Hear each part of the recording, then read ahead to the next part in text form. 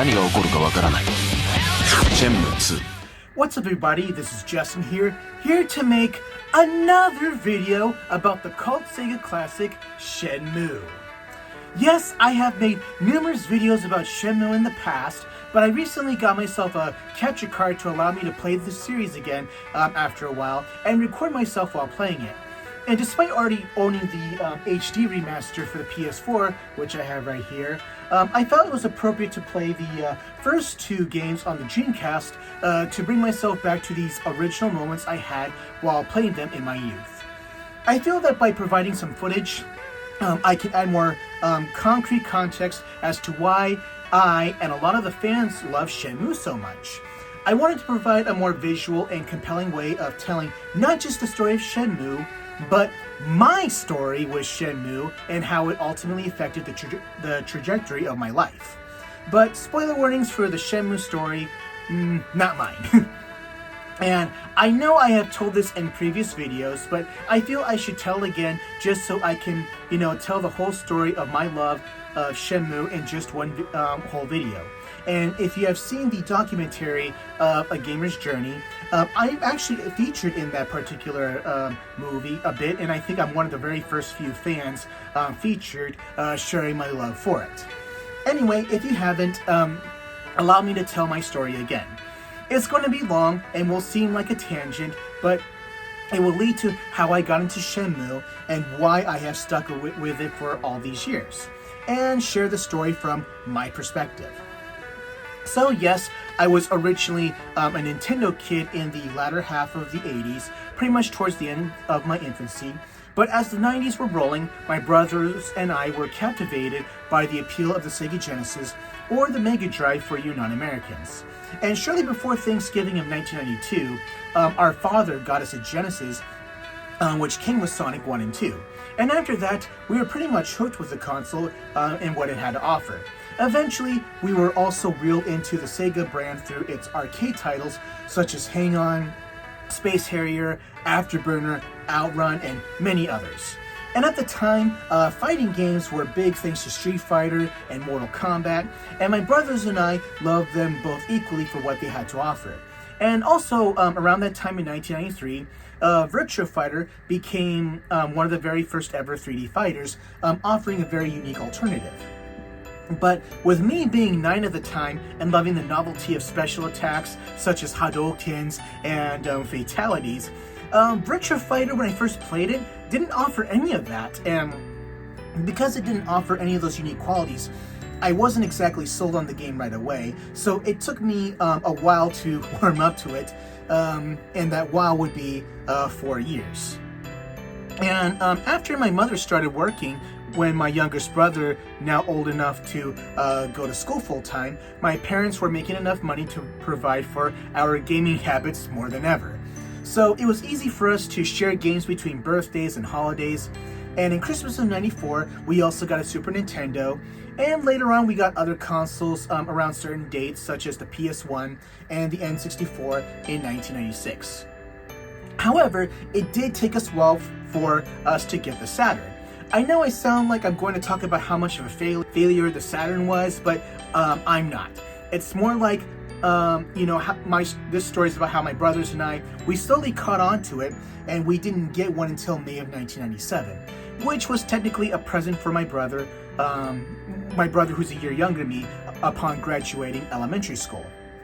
And I think I told this story before, but I still remember getting the Saturn like it was yesterday because it was the second to last day of the 1996-1997 school year, and I was finishing the 7th grade.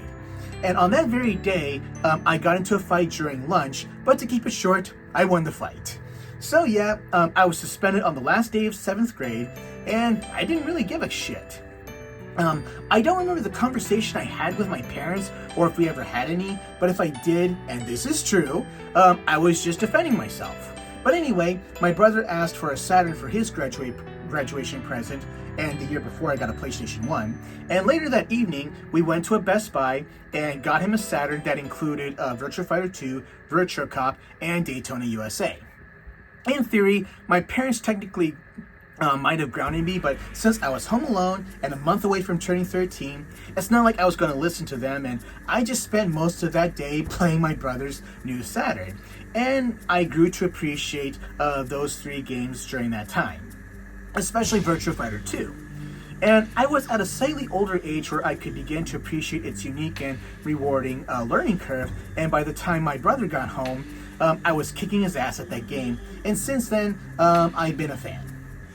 And we were living in a Mormon town in Arizona at the time, and just about a mile away from where we were living, there was a store that specialized in selling Japanese games. This game was called Game Zone, but it closed a couple of years ago. And keep in mind that back in the 90s, finding these Japanese games was like winning the jackpot. It was through that store that exposed me to what the Saturn truly had to offer, and is also where we got X-Men vs. Street Fighter and Dragon Ball Z Legends. The first 2 Japanese Saturn games my brothers and I ever got. Yes, North America did get some quality gems for the Saturn, but the Japanese library was like no other, and you really saw how unique it was. But in case some of you didn't know, Saturn was big enough in Japan to the point that it actually outsold the Nintendo 64 in Japan. But yeah, then towards the end of 1998, Game Zone started to sell Japanese Dreamcast consoles, games, and accessories. They had one on display, and my brothers and I tried some of the games that were available around, give or take, this was December 1998. Most notably Virtua Fighter 3 TB and Sonic Adventure. And when we were playing Sonic Adventure, just seeing that killer whale was just mind-blowing. And prior to playing Virtua Fighter 3 on the Dreamcast, my only exposure to that game was at arcades during summer family trips to Las Vegas, and I never saw the game in the arcades where I was living in Arizona. So having that game on home consoles was a big deal to my brothers and I, who became fans of Virtua Fighter by then. And despite playing 2 games, my brothers and I were sold on the Dreamcast. And fearing that Sega might drop the ball on Dreamcast in North America, we made a pact that we would get the Japanese Dreamcast when the time was appropriate. We felt we could wait until May of 1999, the end of the school year, as a present to all 3 of us, and, you know, it worked.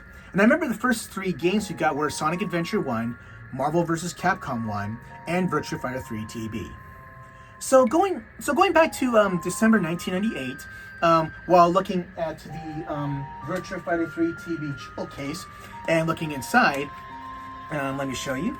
So I saw this disc right here called Project Berkeley. I asked the clerk about it, and he told me it was a preview of the Dreamcast killer app and featured an interview with Yu Suzuki. He told me it was in Japanese, and I wouldn't understand, but thankfully I was taking Japanese classes at the high school I was attending, and at that point I had less than a semester, and I was a freshman. And despite having the highest grade in my class, I still didn't understand too much of the Project Berkeley disc. But upon starting and hearing the opening serene music and how it transitions to something more powerful with the way it does, I felt something was in store.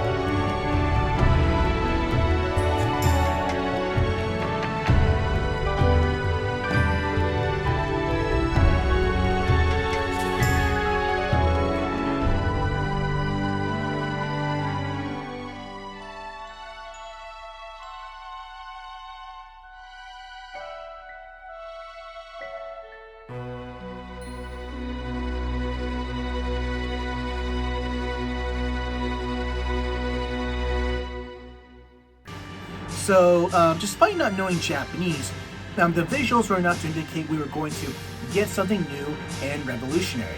Something called FREE, short for Full Reactive Eyes Entertainment. Even the back of the box of both Shenmue 1 and 2 makes this distinction. But today, it is now referred to as open world, and Shenmue was the first to do it. And despite many games now taking this approach, I still feel Shenmue is still the gold standard, and I will get around to explaining why while my video progresses. And as you can see, Shenmue was initially conceived as an RPG, or more specifically, a Virtua Fighter RPG called Akira's Quest or The Legend of Akira, one of those two names, and it was intended for the Sega Saturn. But as development progressed, it eventually became what we now know as Shenmue. And despite its evolution into Shenmue, many of the original Virtua Fighter inspired elements remained in the game both internally and externally. So one obvious example is Fukusan having a Virtua Fighter poster in his room, and you can buy Virtua Fighter capsule toys. But in addition, a lot of the characters, including Ryo, have techniques, or there are other characters who are 100% inspired by characters from Virtua Fighter. Ryo is obviously based on Akira. Then you have Chai, who is based on Leon. Rod is based on Jeffrey. Greg is based on Wolf. And Chunhyun is based on Sarah. And Baihu is based on Lao Chan.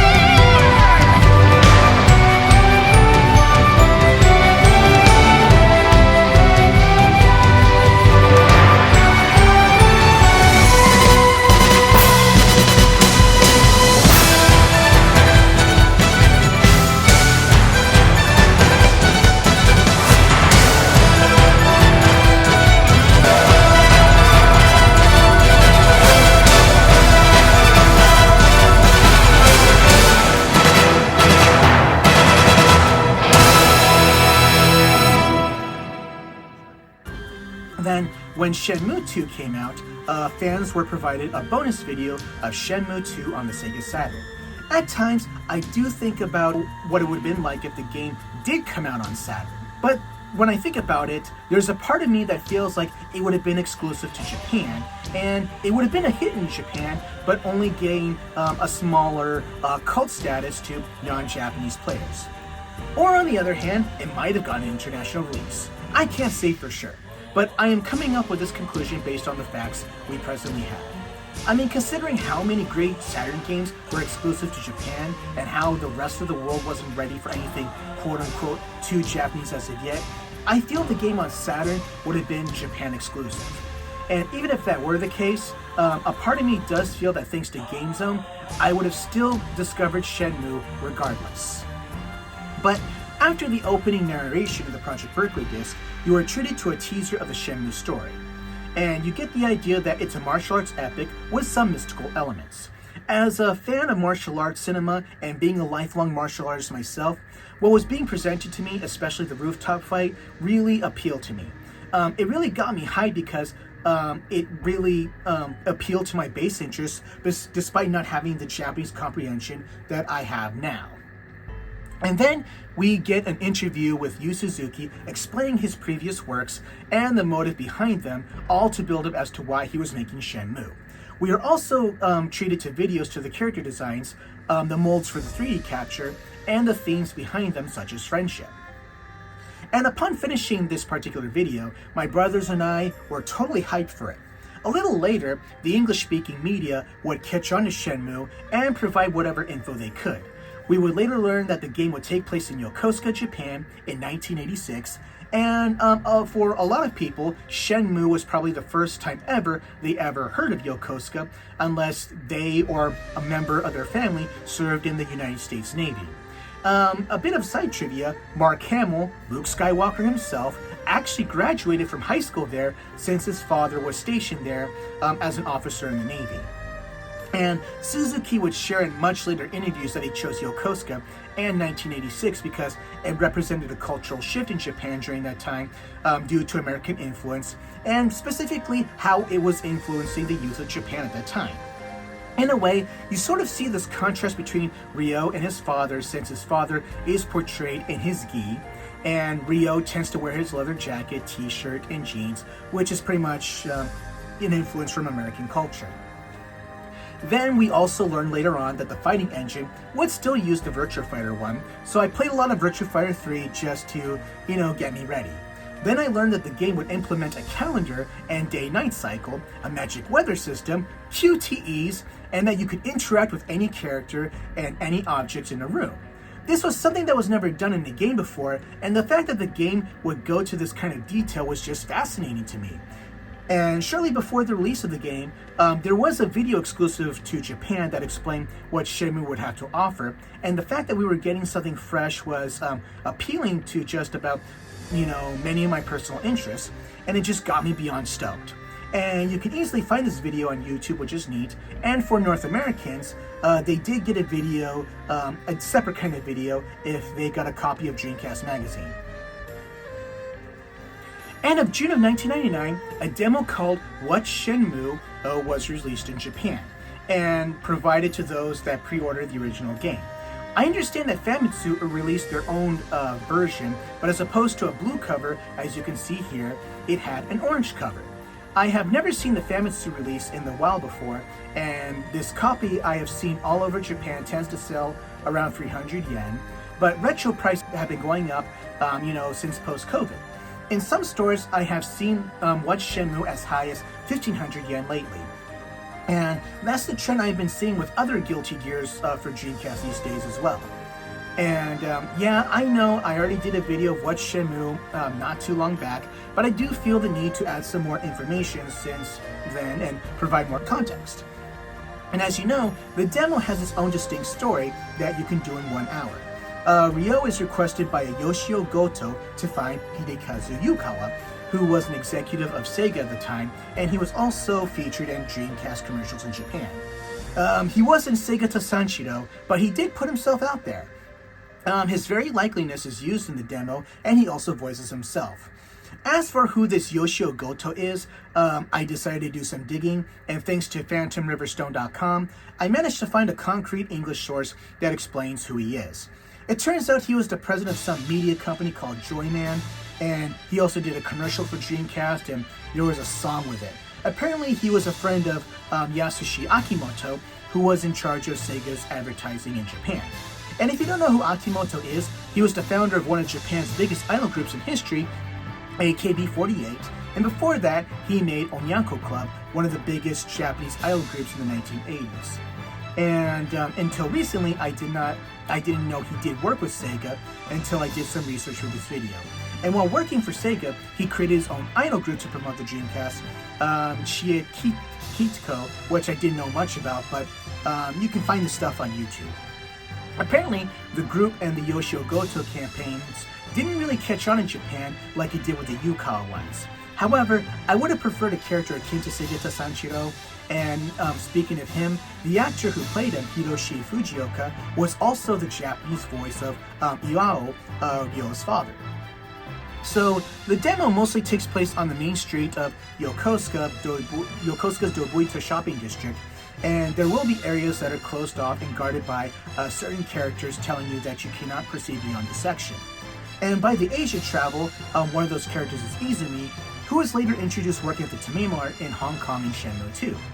You're only limited to explorations and a couple of QTE scenes, so you're only getting a small taste of what the true game will have to offer when the game comes out 6 months later in Japan. And as for those QTE scenes, one of them is the fight with Enoki and Nagashima, and the other is the chase. Both are reintroduced in the actual game, though slightly repurposed here and there. So, mostly as it pertains to the chase being changed, in the demo, you chase Yukawa, while in the actual game, you chase down Jimmy, a scheming villain.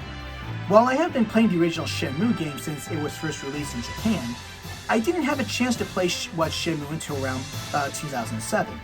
I was living in Ibaraki at that time and managed to find a copy of Watch Shenmue at a local store.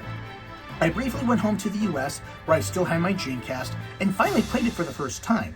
And despite having played the original Shenmue game numerous times at that point, I was still blown away by this demo.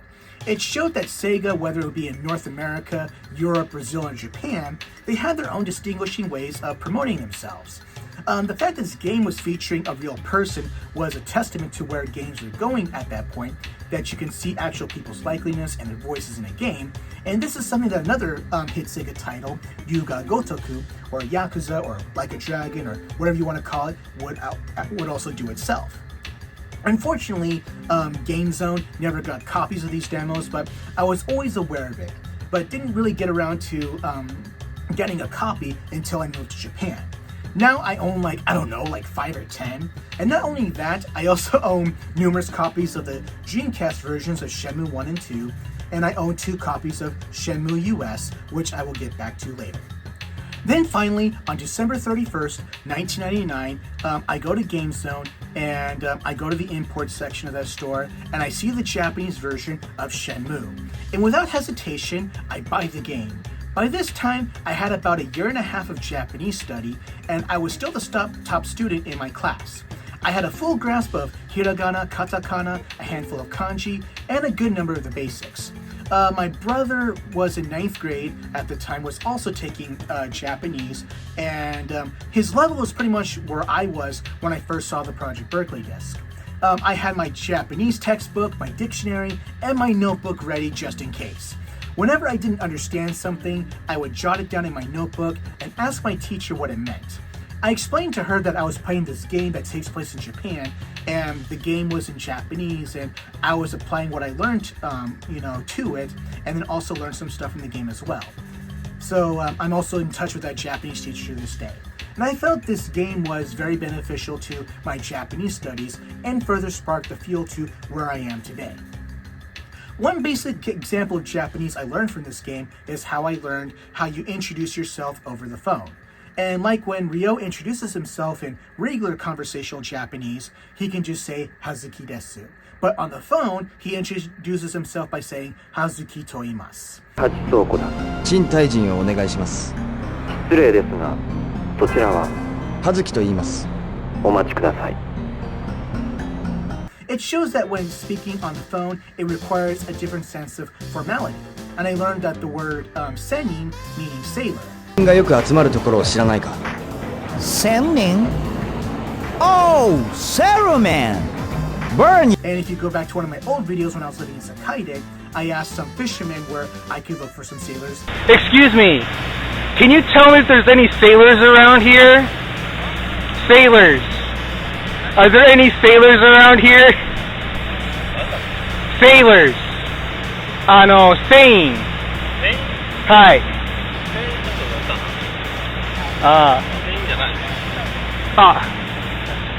So なんですか。すいません。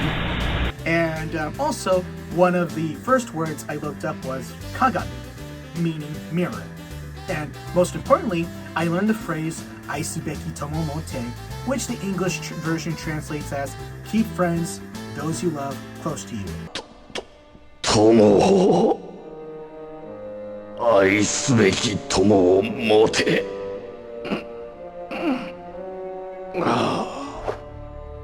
But yeah, going back to the phone conversations. So you have in the notebook you have these phone numbers, and what's interesting is when the game came out in Japan, people actually called those numbers, and they were also very active numbers in Japan.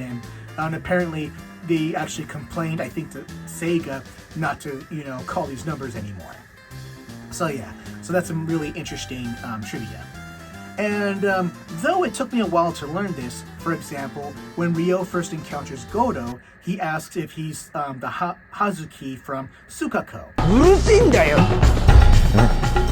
おめえスカコの葉月か。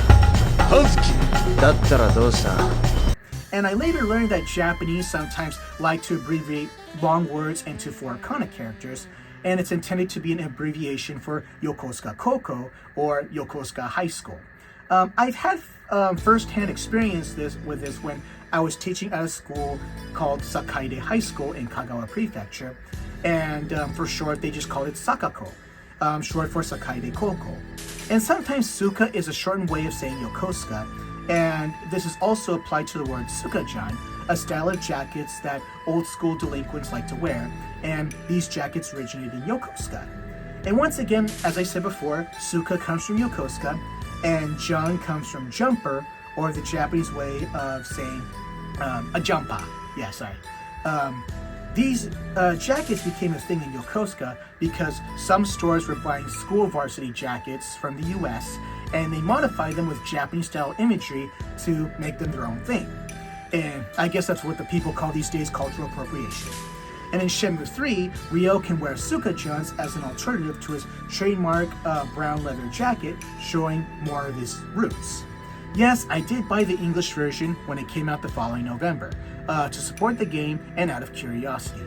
Yeah, dubs, whether it would be in games and anime, were kind of seen as a joke back then by elites. I'll admit the dub did create some unique lines about looking for sailors, which never really occurred to me whenever I played it in the original Japanese version. It's just that Corey Marshall's delivery just made it very much more memorable. And playing Ryo in the Japanese version was Masaya Matsukaze, and like Hiroshi Fujioka, who made his fame through Kamen Rider back in the 70s, Masaya Matsukaze was actually coming off a tokusatsu role himself. He played the Blue Ranger and Mega Ranger, and that very series served as the basis for Power Rangers in Space. And Matsukaze Masaya, he would go on to have a prolific career playing Mikami in Death Note, Zoisite in Sailor Moon Crystal, Galileo and Gundam Iron-Blooded Orphans, and he would also play Ryo again for the Shenmue anime. Considering I had already been exposed to the Japanese version for a year, even to this day, I tend to lean towards the Japanese version.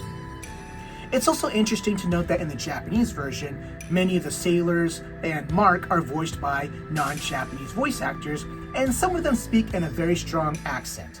At times, I feel like characters such as Tony were trying to deliver their lines very, very literally phonetically. I felt at the time I could speak better Japanese than Tony. I probably still can now. 強そうなのに知ってくれよ。なめらいないようにね。特にスクールボーイな。 Shut up! You だってやられてだろあのスクールボーイに。ここまでおいで待て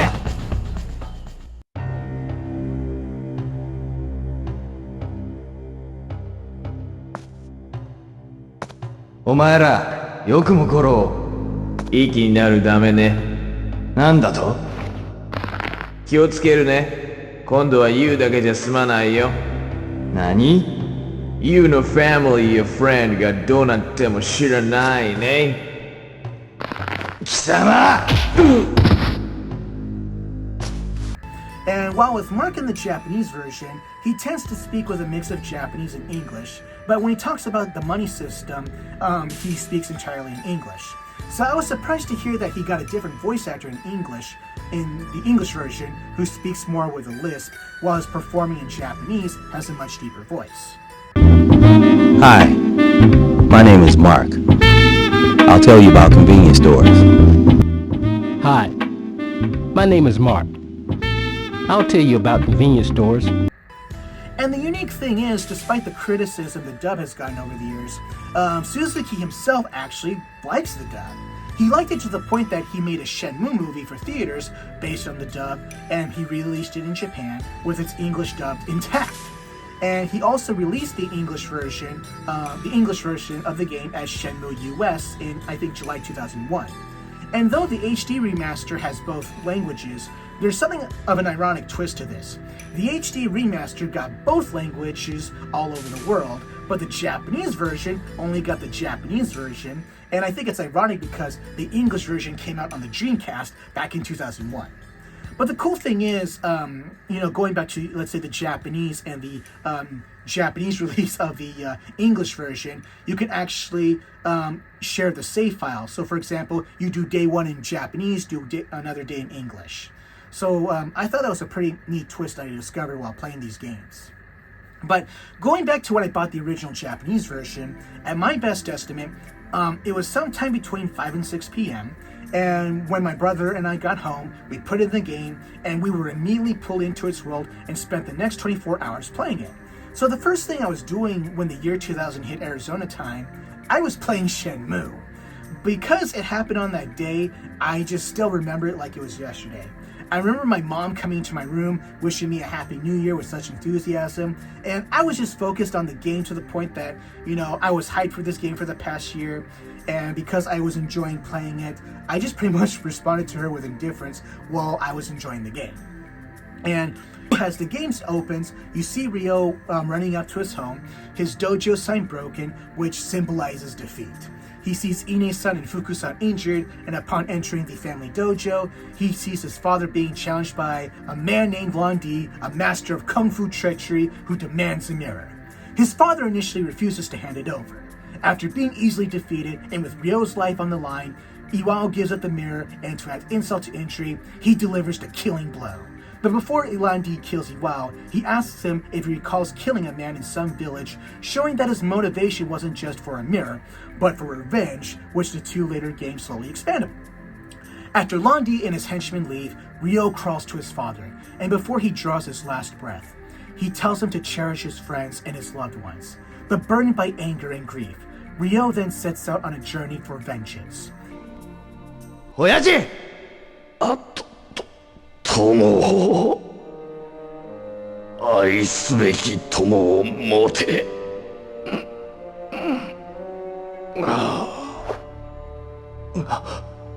親父！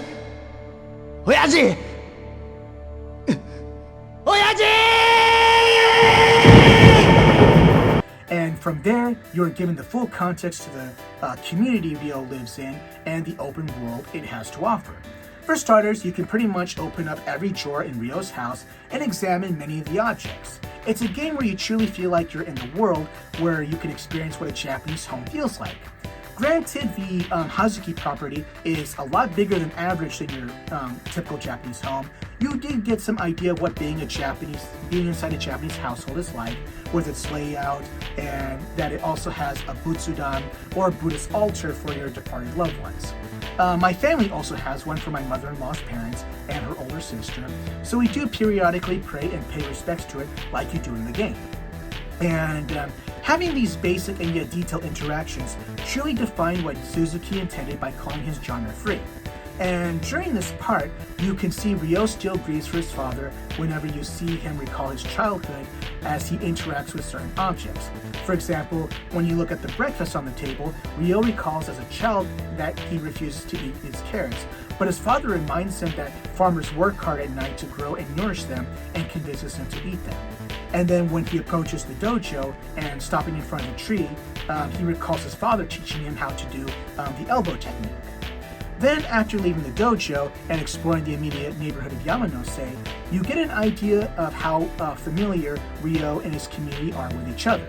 Everybody knows him by name, and he knows everybody by name, or well, at least almost everyone, which is a good reflection of how things are in Japan in smaller communities such as Yokosuka compared to bigger cities such as Tokyo and Osaka. And some he has some good relationships with, and some bad.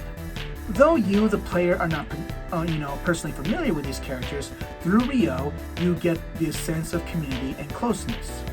Then again, Suzuki did say in the Project Berkeley disc that one of the main themes of Shenmue was friendship and treasuring your loved ones. And what I also love about this world is you truly feel like you're in Japan. You're not in a big city or, like in Tokyo, Kabukicho in Tokyo, as portrayed in Yuga Gotoku, but you're getting something, more suburban, but just right by a U.S. military installation. You get enough to see what the environment, culture, and people are like by interacting with them. Whenever you go somewhere, you can ask a random person for directions. Some will tell you that they don't know, and some will explain to you where to find such and such place. Excuse me, Yes? which way is Amihama? Amihama? That's the harbor. Harbor? I haven't gone there in a while, but if you turn right onto the main street, there's a bus that goes there. Where's Amihama? The harbor. Just take the bus from the bus stop. Thank you. And the cool thing is in Shenmue 2, there are instances where a character will take you there themselves. すいません。何かご用？中古堂ってどこですか？そういえば私もあの辺に用がありましたわ。ついてきてください。お願いします。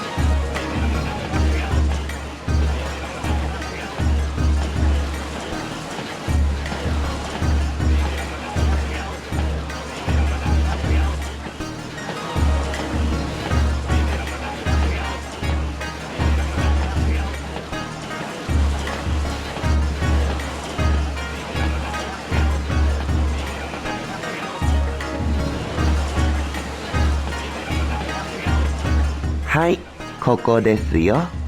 ありがとうございました。またどこかでね。These days, the game will provide you a map. It's nice having that, but I enjoy finding a place by discovering organically, as Shenmue provides. And I'm glad that Shenmue 3 still maintains that very spirit. Then, after Shenmue came out, people were showing pictures on the internet of the actual Yokosuka, and it looked exactly like the Yokosuka in the game. Now, having a better idea that it was a real place, I made it a goal to one day actually go there.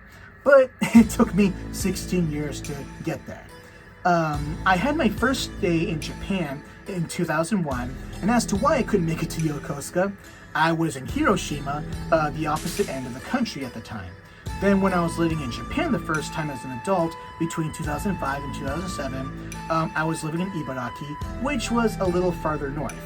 And as to why it took me until 2016, I was kind of all over the country between 2009 and 2016.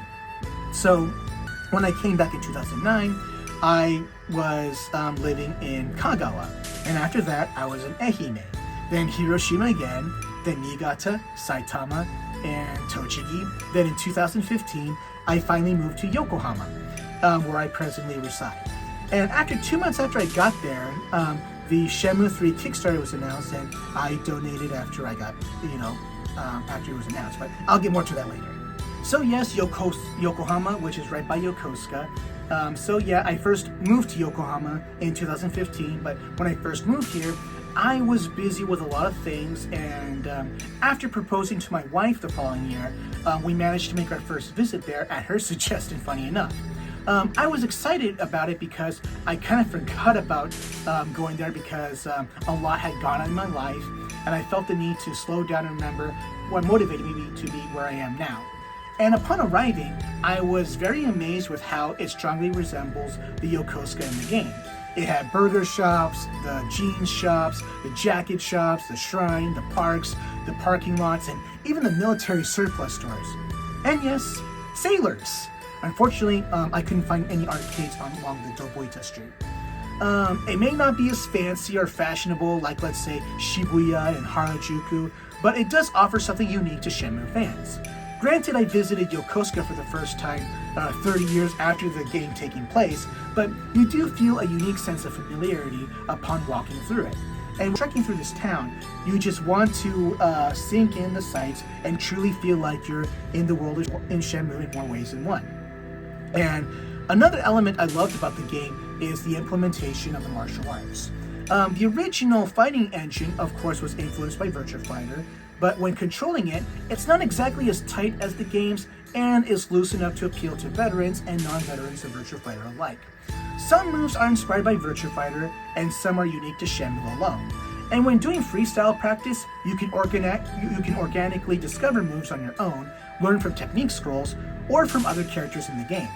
I'll teach you right here, right now. It's a move from Kobujutsu called Double Blow. I'll show you the footwork first, so watch carefully.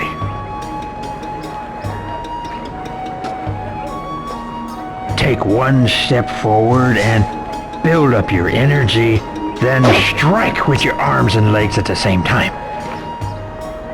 This is the double blow. Now you try. First, quickly shift your weight forward.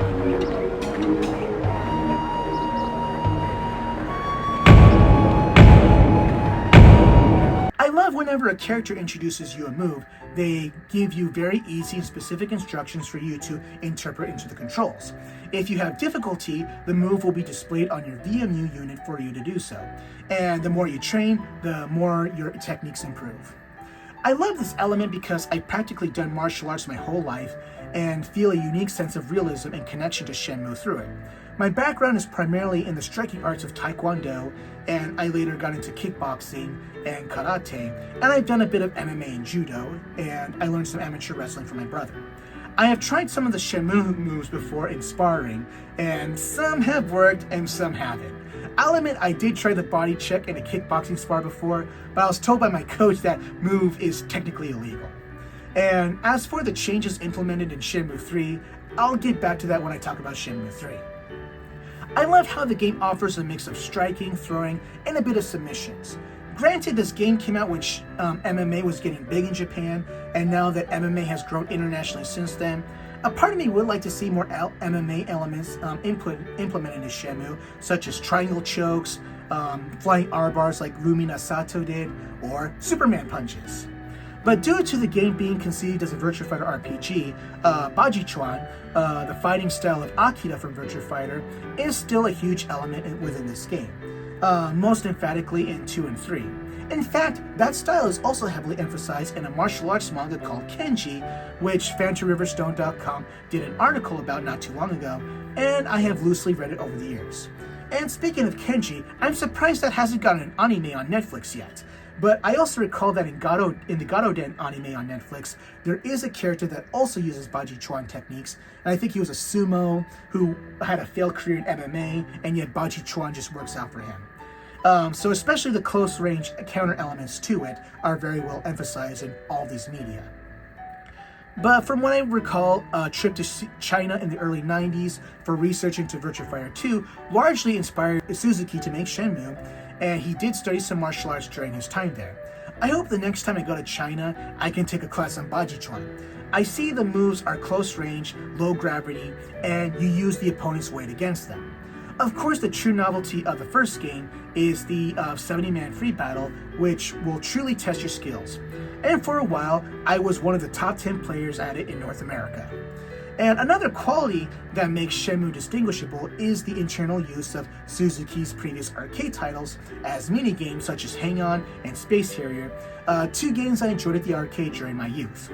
In the What's Shenmue demo, the stand-up cabinet of Afterburner is present, but isn't playable and not in the final game, but the full cabinet of Afterburner is featured in Shenmue 2. And along with these two arcade classics, other minigames include our Darts, Excite QTE, and QTE Fighter, which will really test your reflexes and get you battle ready. As a matter of fact, QTE Fighter is based on another Sega arcade title called Big Title. Unfortunately, I've never seen the actual game, especially here in Japan.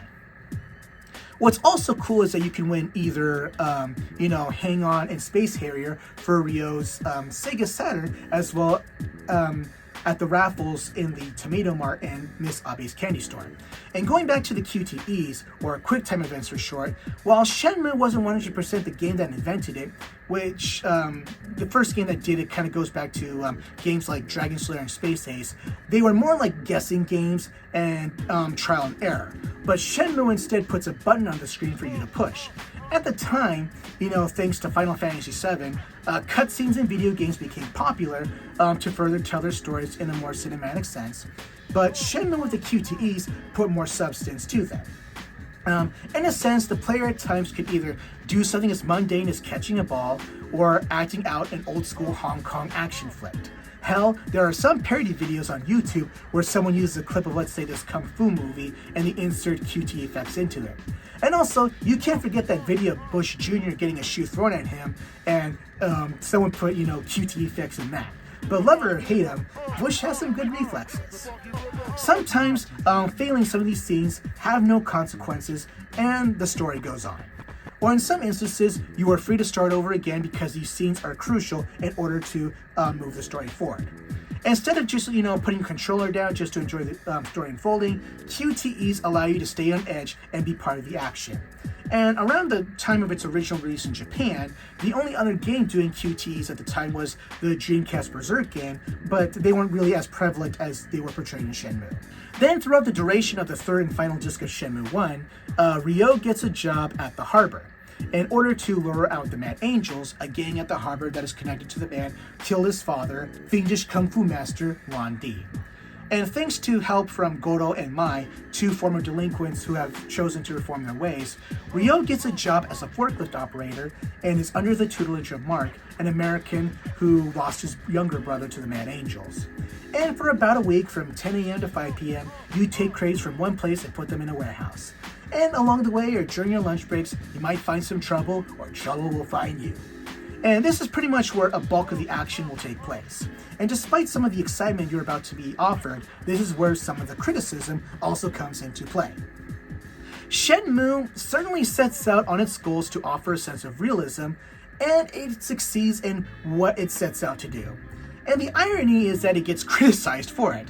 For example, some people I know have criticized the game because there's a lot of waiting, and it relies a lot on its internal clock. I actually like that because it serves a purpose. For some people I know, they just wait, without knowing there are things you can do in the meantime, such as buying capsule toys, playing some arcade games, and buying things at Tomato Mart, or just talking with the other non-playable characters. But I understand if you prefer something faster paced, and this is addressed in Shenmue 2 where you're allowed to speed up time if you don't, want to wait around and do other stuff. And this feature is also brought back in Shenmue 3. And I'm guessing for these critics, they were pretty much, the self-gratification people before the term became coined, but I'll sing the other praises for later. I also remember seeing a video of some convention criticizing the game for its forklift feature. they don't get the point of working a job in the game, and there is a narrative point to it. And I freaking loved it. I also loved, just before you do each shift, you can do races with the forklifts, and I felt the forklifts added a unique sense of identity to the game, and I truly missed doing the forklifts in Shenmue 2, especially in Shenmue 2, how lame, that, crate moving part is. Left, right, that was, yeah. But one excusable criticism is the tank controls. Granted, it can be difficult, but the tank controls are, more of a problem when you have fixed camera angles like let's say in Resident Evil or the first two Yakuza games on the PlayStation 2. For Shenmue, thankfully you have just one camera angle to work with, and you could just hold the run button and you're largely okay. Granted, trying him to focus on a certain object or a character can be difficult. Granted, I would also prefer the use of the analog controller as opposed to the D-pad when moving Neo around, but it's not that hard, and I can see that due to QTEs why the D-pad was preferred. And as for the criticism in regards to Shenmue 3, I'll eventually get to that in this video. So, unfortunately, Ryo getting into trouble not only gets him, fired from his job, it also gets Nozomi, his childhood friend, kidnapped. Since it takes place after midnight and the buses are no longer in operation, Ryo borrows a friend's motorcycle to get to the harbor and save Nozomi. And after saving her, they take a ride home playing a song to symbolize their romance.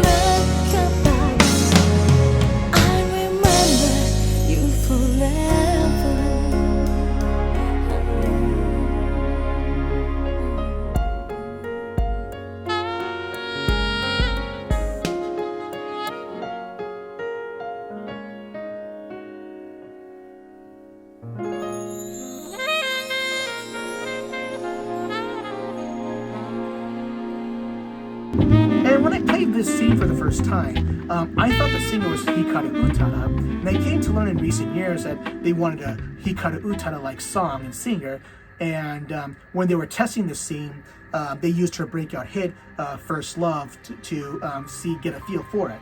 Then I later learned this song is called Wish, and it was sung by Yumiko Yamamoto, but I haven't been able to find much information about her.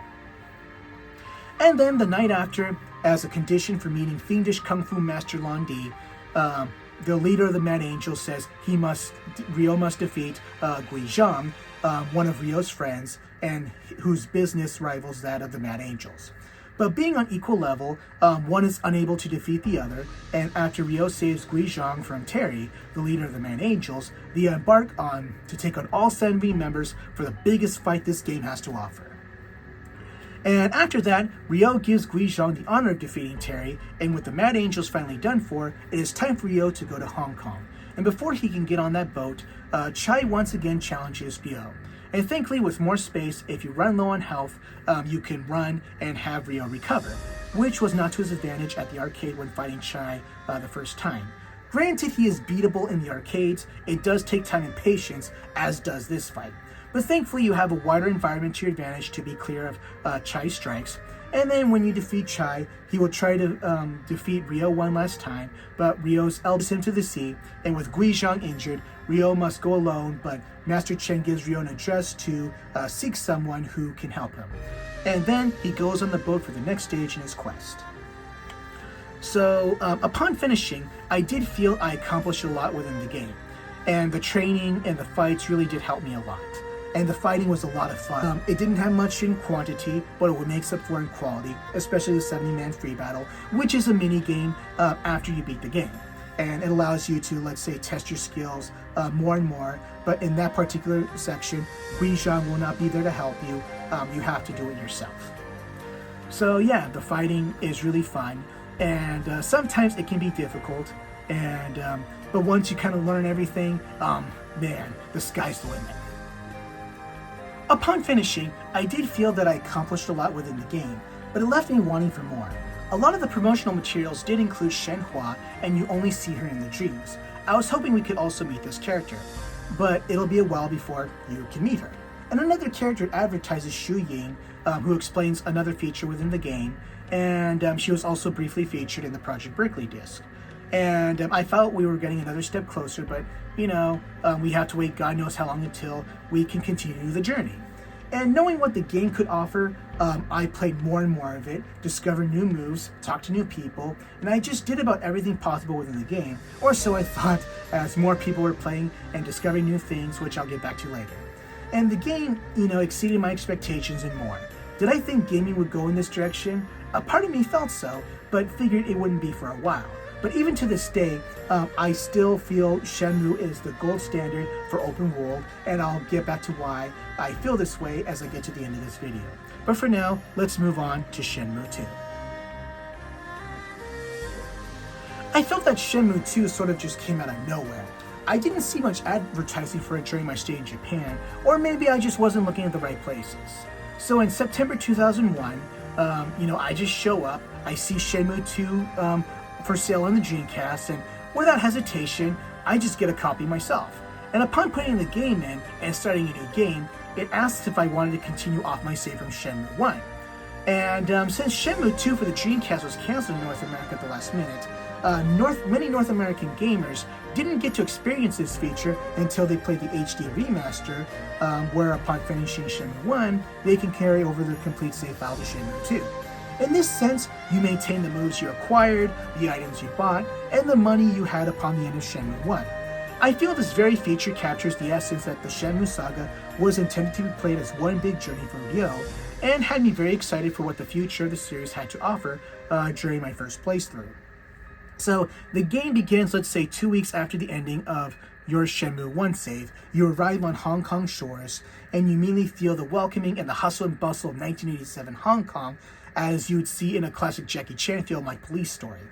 And within the first 5 minutes, you have to realize you're no longer in Yokosuka, where everybody knows you, and you're now charting unfamiliar territory. And with Ryo on edge, since he came to Hong Kong and searched for fiendish kung fu master Lan Di, he doesn't want to deal with people's shit, and he immediately falls for a scam and gets his bag stolen. He manages to get it back with some help from a new friend named Joy, who hostile towards at first, but eventually warms up to her. But upon confronting this gang once again, all of this money is gone and spent. And just this experience alone is enough to tell you that you're going to have to be careful at all times, and this is also where the excitement comes into story. So, remember when I said that you can carry over the items you obtain from Shenmue 1 to Shenmue 2? Well, now is the time to sell them at a pawn shop so you can pay your rent and other things. Yes, you'll be hooked up with a job, but nothing as exciting as driving a forklift. But there will be instances where you can go to the games, such as Lucky Hit, and ask to look after them while the actual owners go out and run errands. So if you don't want to work, you can always gamble at a game of Lucky Hit and hope you hit the jackpot. So you get gambling games like Lucky Hit, or you can play games where you can get a higher number of the dice than the dealer, or try to get a certain number on the dice to win big. Also, the slot games are back, as are the arcade games, with the inclusion of Outrun and Afterburner. And upon beating Shenmue 2, you have the option of revisiting these games that you played during your playthrough as a bonus option, so I find that pretty convenient. And remember Master Chen giving Ryo an address to look for this person named Tao Li Shao? So upon finding said place, it turns out the individual in question no longer lives there, and this new resident won't talk unless you properly pay up. So depending on how much you pay this person, he'll probably give you a vague answer, or he'll give you the exact place where Tao Liao Shao is. And then upon finding this temple where this person is, the priest there will give Ryo a test to learn the 4 Wudu, or principles of martial arts, in order to meet said master. So through this journey, Ryo meets other martial artists, and in turn partially helps them through their ordeals, depending on what they're going through. And there's also one instance where it tests your reflexes in a different way than you've been expected to. 武徳は憲法家にとって必要なものだ。武徳を備えぬ憲法家は人に恨まれ、暗殺されることもしばしばあった。そういう憲法家はほとんど無防備な時に暗殺された。そう。例えば茶を飲んでいる時とか、髪を切っている時とか。いいか、何があっても動くんじゃないぞ。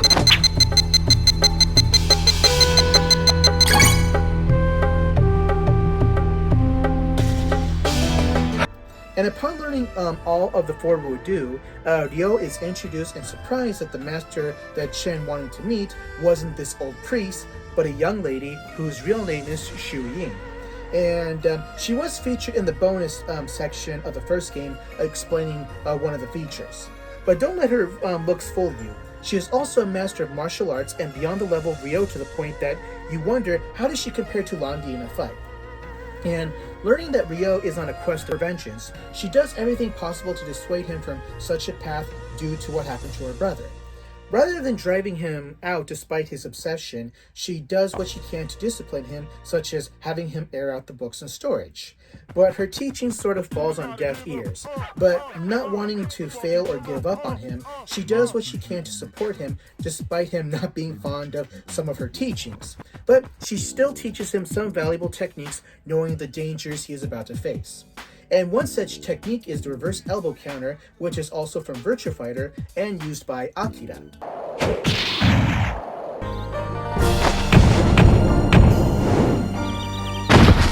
And not only does Ryo learn from Shu Ying, but from other masters as well. Once again, the characters will provide explanations, and you, the player, will have to interpret those instructions into the controller. And if it doesn't work, the VMU will also show you how the technique is done. And as you get into more dangerous parts of Hong Kong, these techniques will serve Ryo well.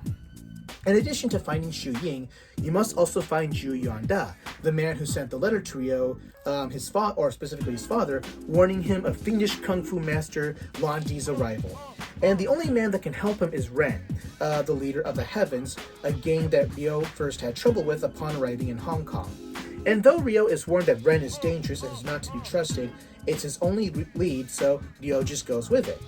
And after a lot of trials and tribulations in order to find Ren, he goes through another set of trials and tribulations in getting his cooperation. But feeling that money could be involved, Ren decides to team up with Ryo, so he will always keep you on edge. However, their quest gets them deep with a rival gang, the Yellowhead Gang, led by Donyu, who you can say is the Chinese equivalent to Marvel's Kingpin, who is largely a villain to Spider-Man and Daredevil. And his main partner is Yuan, who has been presented in many ways. In the Japanese version, Yuan is voiced by Takahiro Sakurai, the voice of Landi and Godo. In the PAL Dreamcast version, which is also voiced in Japanese, Yuan is a woman, and the Japanese lines are recorded by a Japanese actress. But in the Xbox release, the character is still a woman, like the PAL versions, and is voiced by Liesl Wilkerson, who also voices Shu Ying. And I think she has also voiced other Virtua Fighter and Tekken characters in the past. We know in recent years the approach and mentality to gender identity has gone through major changes. But keep in mind that this game originally came out in 2001 and takes place in 1987. So the attitudes of such lifestyles back then were totally different, and I'll just leave it there. But either way, Yuan does play a significant role in the game. And considering that most of my exposure to Shenmue 2 is through the Japanese version, I tend to have been exposed to him as being a man. So eventually, Ryo's quest takes him from the harbor and downtown of Hong Kong to the slums of Kowloon, which did exist until the 90s and was torn down. And one of Jackie Chan's films, Crime Story, was actually filmed at the real-life Kowloon after all the residents were relocated. And there was also an arcade in Kawasaki that was designed to resemble Kowloon, but that arcade closed for good in November 2019. And a year after I moved to Yokohama, I went to that arcade twice a month for about 3 years straight and enjoyed playing a lot of classic arcade games there. But when you get into this section of the game, it's pretty much a classic Hong Kong action film in video game form. You're going to have to participate in sanctioned street fights in order to get ahead and make some money, so you better be ready. And since most of these fights in this part of the game are more of a one-on-one nature, like a fighting game, it does allow more flexibility for strategy and technique. And like in Virtua Fighter, there are instances where you can lose by ring out, so you better know how to stick and move. And when you get to the main 3 street fights, you will fight Rod, Greg, and Chunyan, who I mentioned before being based on Jeffrey, Wolf, and Sarah from Virtua Fighter. Granted, QTEs are back and better than ever, it does add a new element called event QTEs, or what some people like to call freeze QTEs. The screen freezes and the game shows which button sequences you have to push. And when I was first introduced to this feature my first time, I had no idea what the heck was going on. And it must have been the same with you guys as well, because I don't remember this being advertised. It adds a new element of tension to the action, and they make more sense than the QTE sequences we had been used to up until then, but at least for certain parts of the game. I do like the cast of this game, and they do have great presence. Even minor characters like Fang Mei. They all have presence and contribute something to the game. And some advance the story, some are just friends you meet along the way, but their presence is to remind you that Ryo is on a journey, and some are there to be there for Ryo because he's hot-headed and he's likely to get himself hurt at times. They're willing to put themselves in harm's way to do so. I feel these qualities further emphasize the themes that Suzuki intended with friendship. And some are also there to remind Ryo what the martial arts are truly about, and that it's not about fighting or just physically conditioning yourself, but for spiritual development as well. But hey, it also helps to know how to kick ass when necessary, and the spiritual principles can be turned into physical ones as well. Then, as the mystery unfolds, and when you're close to finding Ju Yuanda, you have to unlock the door by using 4 keys on the face of a Buddha statue. And you use these keys that are based on the 4 legendary beasts in Chinese folklore. You have the phoenix that represents the south, the dragon which represents the east, the turtle of the north, and the tiger of the west. And as to why I was able to immediately come to this conclusion, it was thanks to watching this anime I saw in junior high called Fushigi Yugi, and this particular mythology serves as one of the foundations of its plot. And even though you can find a guide, just having this pre-existing knowledge was quite the flex to have. Then you find Ju Yondan, but Dongyu manages to show up and he kidnaps Ju. And in order to infiltrate his gang, you're now going to have and save Ju, you're now going to have to be scouted through participating in some street fights, and you test your skills against these 3 fighters, as I mentioned earlier. And after that, I like to think of raiding the headquarters of the Yellowhead gang as the raid before it was the raid. It's part stealth and part action flick. First you fight some of the lowly thugs, and eventually you'll fight the suits. And not only that, you also need to be Yuan and Baihu, who is another fiendish kung fu master that just likes to dress up in Chinese opera clothing and makeup. But in between these moments is a perfect culmination of Ryo's friends coming together, and Ryo, he never asks Joy or Wong to come, but they do so because they care about him. And all these qualities have you on edge as it sets you up with the final showdown with Dongyu, but within the present superior sized opponent.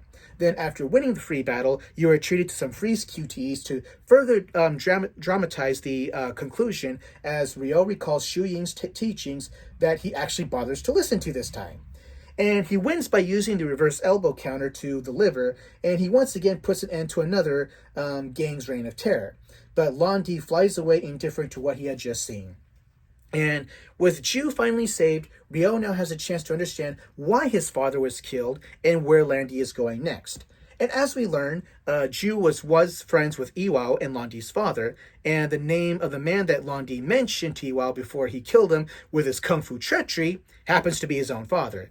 And he believes Iwao murdered him, but Ju says he doesn't know if it's true or not. And he also shows that when you blow smoke above the mirror, it shows a constellation that's to serve as a map to some hidden treasure, which really gets Ren, who loves his money, all riled up. And Ju concludes that Londi is on his way to Bailu village in Guilin, where the mirrors originated from, and where both Ryo and Londi's father visited and trained at during their youth. And after sharing their goodbyes, Ryo sets on the next part of his journey further into the forests of mainland China in Guilin. I'll admit, when I finished Disc 3, I thought that was going to be the end of the game. It felt very powerful and conclusive, and a lot of the elements tied to the story of Shenmue 2 pretty much all ended there to some degree. But no, we have Disc 4, which brings Ryo from the hustle and bustle of Hong Kong to the isolated nature of Guilin. And upon arrival at the port, he's told it'll be a 2-day hike to Bailu village. On his way, a storm brews, and when trying to find cover, he sees a girl running along the river on the opposite side, and she dives in just to save a fawn. Despite how hard-headed Ryo can be, he still cares about other people and will never hesitate to help, so he jumps in to save her. Thankfully, they make it to shore and everybody lives. And of course, we finally are introduced to the main female lead, Shenhua, who also happens to be from Bailu Village and will forever be your guide through the next couple of days. While this part of the game has no kung fu action, there is a lot of valuable interaction and culture exchange between Ryo and Shenhua. And this part of the game serves as a great faction as to why I love this part of Shenmue, and that Shenmue is about substance over style. I will expand my love for this quality as I further expand into Shenmue 3 as I address its notorious criticisms, but for now, I'll concentrate on this. I remember in an interview, I think it was in 2010 that Yu Suzuki did, he talked about his goals for Shenmue 3, which he said existed in concept, was to expand it inwards and not outwards. One example of how he wanted to approach this was with the interactions between Ryo and Shenhua. He says, for example, Shenhua could ask Ryo if he prefers coffee or tea, and whatever you answer could affect the outcome of the relationship. And if anything, this very quality was already introduced in Shenmue 2. So for example, Shenhua can ask Ryo if he has any siblings, or he will ask about his mother. You have the option to answer you don't have any siblings, or that you don't have a mother, or the alternative answers are you can say Fuku-san or Ine-san. It makes me wonder if Shenmue 3 got a Dreamcast release, and let's just say you could once again carry over your save from Shenmue to Shenmue 3, where these answers also have some impact on the overall outcome as well. They also talk about life in the city and life in the village, and it really is a good real-life talk about you would have between two people who come from these two distinct lifestyles. And the nature and the music just really reel you in as well. And it really feels like you're there and exploring a new world. For example, when Ryo and Shenhua pass a river or a body of water that can change color, that was really odd at first, but apparently there's actually such a place in Guilin that actually does that. It's certainly a fresh breath air from the city, and for a while, you do forget Ryo's quest for revenge as you develop an authentic appreciation for the virtual Guilin as well. What I also appreciate is when they do the QTEs in this part of the game, the sound effects are changed to reflect the tension you're experiencing. You're safe in nature, but you still need to be aware.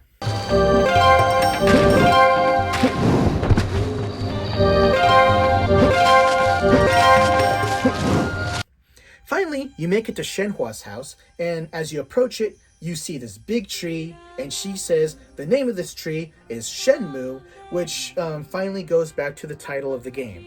As for what Shenmue means, Shen means spirit, and Mu means tree in Chinese. So yeah, and as for Shenhua, the Shen in the Shenhua name is the name of the Shen for Shenmue, but the Hua this time means flower. And I also understand there are jokes about calling it Shamu at times, so in Japanese, the Shen kanji can be read as Sha. So you get to her house, but her father, who works in the mines, isn't home yet due to work, so in the meantime, you can explore in and out of her house and check things out. You see that she has farm animals outside, which is nice and brings you into how the simple life works in that part of China. But within Shenhua's house, you discover a blueprint of the mirrors, and the mystery further unravels, which brings us to the final day of Shenmue 2. They decide to visit the mines, but unfortunately, Shenhua's father isn't present and leaves a letter knowing that she's in the caves with Ryo and that they have a destiny to fulfill. Along with this letter, he also leaves behind a dagger. And shortly after exploring these mysterious caves, they find a pillar to put the Phoenix Mirror and dagger into, and then puts on a laser show, lights some fire onto the ropes, revealing gigantic versions of the dragon and Phoenix Mirrors. And then Shenhua recites the story we hear in the intro, and then we are given the scene of the story goes on. Upon finishing the game, I certainly had the sensation that after everything that happened, once again, we are just really barely experiencing the beginning. I mean, what were those giant mirrors for? Where is Shenhua's father? Where's fiendish Kung Fu Master Lan Di? It was an ending that really got me pumped up for 3, and then a whole bunch of shit happened. For starters, North America was supposed to get Shenmue 2 for the Dreamcast around, I think, end of September, beginning of October of 2001, and just about a few weeks before the release, it was canceled for an Xbox release the following year. I remember a lot of members of the old Shenmue Dojo forums at the time had already pre-ordered it and were enraged by this change. Many resorted to importing the PAL version, and I heard that some stores in North America were actually selling it. And though the announcement the Dreamcast was going to be discontinued already made by this point, but this was just adding further insult to injury. It was bad to the point that I remember Peter Moore talking about how he met this TSA agent at the airport and he blamed him for ruining Shenmue. I'm not the biggest fan of the TSA myself, but this took them on any day of the week, twice on Sunday. I personally feel that canceling Shenmue 3 on the Dreamcast in North America was a big mistake, regardless of the discontinuation of the Dreamcast there. I felt it deserved a swan song in North America, and Shenmue 2 should have been it. I understand the game was to be released with Japanese voice acting, but I think as a compromise, keep the Dreamcast version in Japanese, but, still release it for Xbox, but the Xbox can have an English dub instead. Would that have helped give us Shenmue 3 a lot earlier? I'm not trying to draw that conclusion, but, I'm open to the fact that, hey, it probably could have helped more than what we had happen. I still feel that canceling the North American version of the Dreamcast Shenmue 2 at the 11th hour, despite already owning the Japanese version myself, was just a tragic mistake. Would it have been enough to continue on Dreamcast in Japan or something like that? Who knows? But even after thinking about these questions, we can only come to terms with the reality we live in. But we still talk about this because Shenmue is still a game that has yet to fulfill its potential, and we never got to see that potential during its initial primes. Then for the next 14 years, the fate of Shenmue was in limbo. And during that time, the fans made their voices heard to Yu Suzuki and Sega that we wanted a continuation of Shenmue. Some fans went as far to the point to mail in capsule toys to Sega headquarters that we wanted Shenmue. Eventually, Sega had to acknowledge that Shenmue was one of the titles that was most in demand, and with the advent of social media platforms such as Twitter, we the fans had a wider platform than ever to make our voices heard in opposition to, let's say, a forum that only attracts like-minded fans. Nothing wrong with that. And during that time, Suzuki said he would love to make a new Shenmue if given the license. And this inspired our first campaign on Twitter, hashtag #GiveYouTheShenmue which fans tweeted every month on the 3rd. Then it evolved to hashtag SaveShenmue, and since the release of Shenmue 3, we the fans have demanded for Shenmue 4 for hashtag Let's Get Shenmue 4 every month on the 4th. Though we didn't get Shenmue for the next decade and a half, Ryo became an unlockable character on some football game in the Xbox, and he was also a character in a racing game driving a forklift. So it was nice to see that Sega still recognized the series at some capacity, but what we wanted was a game that would progress the Shenmue story. Suzuki acknowledged that he wanted to make the game, but it was also, after he got the license, but it was also a matter of budget as well. He attempted to attract interest with Shenmue Online when MMOs were becoming all the rage, but never came to fruition.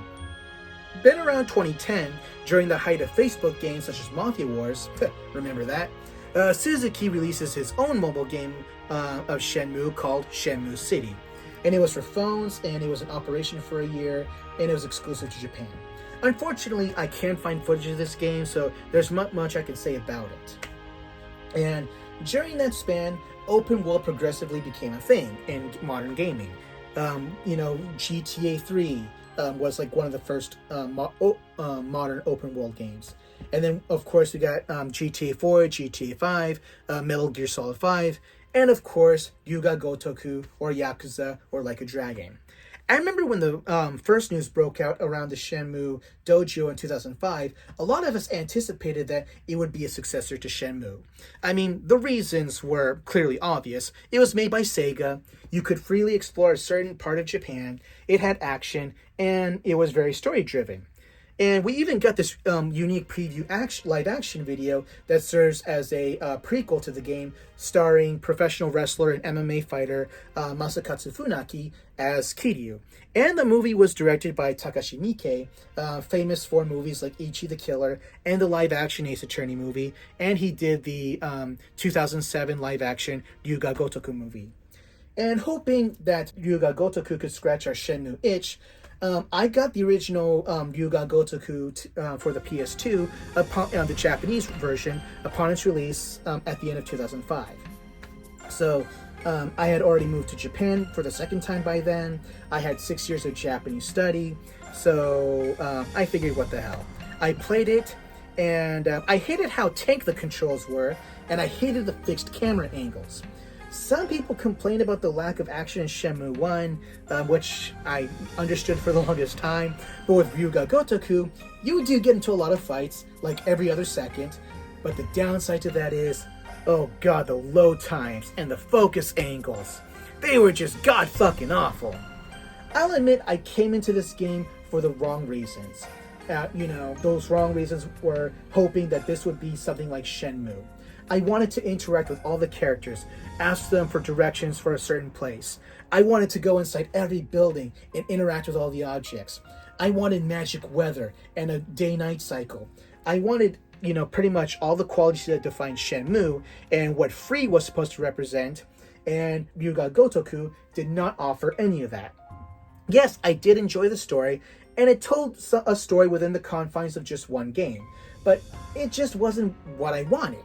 But after playing the second game the following year, I learned to appreciate it for what it is and what it has to offer, and I've been a fan of the game, of the quality since, and I've grown to love it for its own distinguishing qualities. Yes, I know a lot of people like to compare Shenmue and Like a Dragon, and I understand why they do. But to me, hate to use a cliche, but it's comparing apples to oranges. But in this instance, I do acknowledge that the apples and oranges that we're comparing were the same soil, but done by different teams of farmers. I'll expand on this as I get to the end of this video. Then in the 2014 Game Developers Conference, Suzuki gave a post-mortem of Shenmue, sharing the story of the development of the game and where he wanted it to go. There's a video of it on YouTube to watch, and he gives a lot of amazing stories with such fondness. He manages to show the direction he wanted to take with its story, and he manages to do so without any spoilers, but enough to give you some indication that he wants to continue the series as a game, and this is what he wanted to do.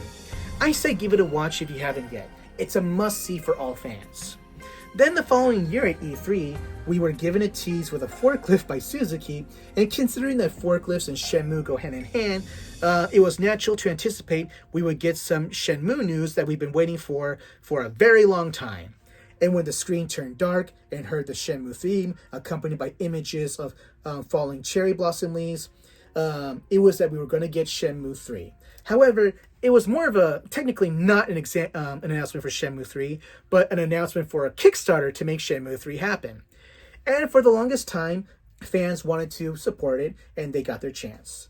And the fans more or less took it as an official announcement, and as we instantly gave what we could. And within 24 hours, we made the minimum $2 million goal, and I remember we crashed Kickstarter servers. I remember when I got home from work, I initially donated $160, and then when I got paid afterwards, a couple weeks later before the Kickstarter ended, I ended up donating about $200. And by the end of the 1 month campaign, we were over $6 million, and later on, we got it to over $7 million on the Slacker backer, which I also donated $300 to shortly before that was over. And I remember before Kickstarter was a thing, a lot of us were saying if Suzuki had a fundraise to make Shenmue, we'd all pitch in. And to put it this way, we certainly put our money where our mouths are, and then some. And granted, the projected release date was supposed to be the following December or so, but knowing projects like these, it would take more than 2 years, and I was willing to wait for that, and I was pretty much anticipating delays. I know independent projects take much more time, and learning my lessons from Shenmue 2, I became patient. And plus, I wouldn't be getting a PS4 for another year anyway. I felt we couldn't get Shenmue 3 for another year, so I wouldn't let any inevitable delays get to me. This was also the case for Shenmue 1, especially the Japanese release, which faced a couple of delays in itself throughout 1999. And it's also part of the video game world. As Shigeru Miyamoto once said, a delayed game is eventually a good game, or in some cases, maybe not. But I'm not here to talk about that. But in June of 2016, after saving much money, I got myself a PS4 and Yakuza 6 and GTA 5 and Metal Gear Solid 5. I enjoyed both of those games, and I'll get into how they're open worlds compared to Shenmue's when I get to my conclusion. But all I can say is they were fun, but didn't really fill this gap as I was anticipating for Shenmue 3. And in that interim, we were treated to an HD remaster for the first two games for the PC, Xbox One, and PS4, but it was exclusive to PS4 in Japan. It brought old and new players into the franchise, and it pretty much, were the old games. But of course, with Shenmue 1, it used the menu layout for Shenmue 2, and in Shenmue 1, thankfully, you can pretty much save everywhere you want. And I heard Sega wanted to make the games from scratch again, but it wasn't meant to be. Though I already owned multiple copies of Shenmue 1 and 2 for the Dreamcast, I felt the need to support the game once again and see how it would run on modern consoles. In a way, it shows that Shenmue, in many ways, still holds up, but once again, I'll get back to that later. I remember as we waited, we saw what some of the Kickstarter and booster goals were, and as well as the rewards. Some went as far as being featured in the game, and if you gave this amount of money. Other rewards included the jacket worn by Ryo's Japanese voice actor for promotional purposes, along with some sculpture molds featured in the Project Berkeley disc. When the Kickstarter was announced, I had barely moved at the time and didn't have much money, but donated enough to have my name in the credits and get a free copy of the game. Then, as the Slacker backer was closing down, I decided to donate some more. Now that I had settled and had more money, I pretty much doubled my initial Kickstarter donation. And in that interim between Shenmue 2 and 3, I had a lot of time to reflect what happened to my life in those 18 years. Obviously, I remained loyal to Shenmue, but as I got older and found myself busier with new priorities, I still found myself playing it and some games less and less. I finished high school, went on to college, spent time in Japan for a couple years, went back home for a while. When that wasn't going anywhere, I came back to Japan, and I've been here since. And since I've been in Japan, I've lived in 7 cities, and I've seen a good chunk of the country. I met a woman here, we've been together for 9 years, and we have a daughter together. And throughout high school, I played it endlessly. In college, I still played it on a seasonal basis. Then after graduating and entering the real world and trying to figure myself out, I still found myself coming back to Shenmue on a very sporadic basis. It's largely because the interests that brought me to it and vice versa are still present in my life. As I was studying Japanese between high school and college, I always revisited Shenmue as a means of measuring my own progress before I would get to go to Japan myself. I thought Shenmue was the best way of helping me get there. And after getting to Japan, I felt playing it was my way of keeping me grounded to my roots and what helped me to get to where I am today, though I wasn't playing at the same frequency as I did as a schoolboy. And deep down inside, I felt Shenmue 3 had to happen. I'll readdress this amongst other things as I draw to the conclusion of this video essay, but I felt I needed the story to continue. And while I was powerless as one, but with the community, I felt my voice magnified along with the others. I felt Shenmue 1 and 2 stuck with me all these years, not because of what initially attracted me to it, but the values it conveys and its community. While we all love Shenmue, we all find different reasons why we love it. The development of Shenmue 3 hasn't been without its controversies, but for the most part, Suzuki was pretty transparent about the developments. He was open that they were going to revamp the fighting system and it would entirely be striking oriented and take out the grappling. Apparently this was because they wanted to avoid damaging the motion capture equipment. They said there would be opportunities to train and level up the moves, which was unfortunately missing in Shenmue 2. He also mentioned that this game would go up to 44% of its story. And since the game was largely funded by fans and wanted to make the game out of nostalgia of the original game, while he made the original games out of nostalgia for the 80s. One notable controversy was, of course, changing for the PC releases. There was speculation it was supposed to be released on Steam, but before that, it was changed to the Epic Store. I'm not a member of the so-called PC Master Race, so I could never comprehend the big deal behind it. I mean, does it require buying a whole new PC? If anything, this isn't anything compared to canceling Shenmue 2 on the Dreamcast in favor of the Xbox in North America, especially at the 11th hour. I understand it's on Steam now, which is good, but as I said before, I have no idea how I can comprehend this controversy as someone who isn't a PC gamer. As for the other controversies, especially after the release of Shenmue 3, I'll get to those later. Then towards the end of 2019, less than 20 years from when I played Shenmue 1 for the first time, my copy of Shenmue 3 arrived in the mail. It was just a long-time dream come true, and I couldn't believe after everything that has happened and what we all went through, Shenmue 3 was finally in our hands, and it was because of us. We made this happen, and I felt proud to be part of something great. It would be inaccurate to call this regret, but the unfortunate side to all this is we never got the game and the rest of the series on Dreamcast. I would have loved to have continued off my save from Shenmue 2, which was also a continuation from my save from Shenmue 1. I wish I could have played the game as a whole as intended. Like when I first started Shenmue 3, I would have liked to have the same amount of money I had at the end of where I was in Shenmue 2, because it would have certainly helped a lot in certain parts of the game, which I'll get into soon.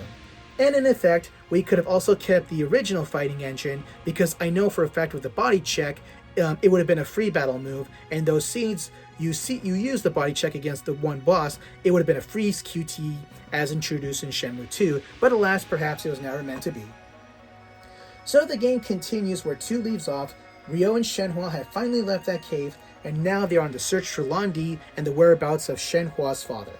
And throughout this journey, Ryo encounters some of Iwao's old friends and learns the truth about his father and the guy he is photographed with in his youth. As it turns out, that man in the picture is the father of fiendish kung fu master Lan Di. And him and Ryo's father were once friends and training partners who came to Bailu village to train. But everyone still has a hard time believing whether or not Iwao did kill Lan Di's father. And during a visit to a local temple, he learns more about his father as he finds an ema, or a wooden plaque where one writes their wishes.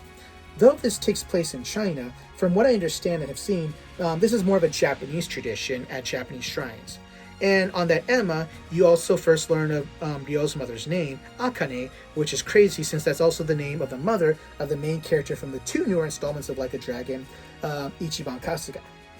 And at that very temple, you are given some clues to the origins of the mirrors and how they were originally made as gifts for the imperial family, or the emperor specifically. But this village truly shows it's practically isolated. It's also condensed, and the reason why you don't see many young men present is because they find work in the cities. The local economy seems to rely more on farming and the mines that produce the Phantom River Stone.